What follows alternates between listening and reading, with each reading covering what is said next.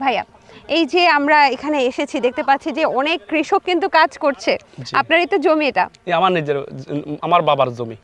একটু ভিন্নতা দেখতে পাচ্ছি, সেই ভিন্নতা হচ্ছে আপনি ফুলকপির পাশাপাশি আবার সাথী ফসল, এটা কিন্তু সবসময় দেখি না আমরা, তাই না?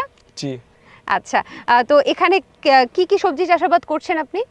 অলওয়েজ রেডি থাকুন গ্রামীণ ফোনের মান্থলি প্যাকে, এক প্যাকে 1 মাস।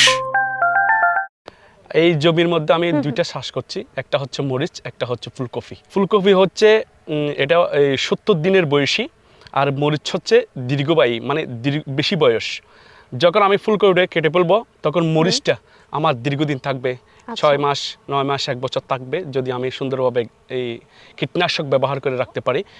এই ফুলকপির কারণটা হচ্ছে যে মনে করেন অন্য ফুলকপি লাগালে আমার 100 দিন 120 দিন এভাবে যেত, আর এটা হচ্ছে মালিক সিডের হোয়াইট মাউন্টেন। এই ফুলকপিটার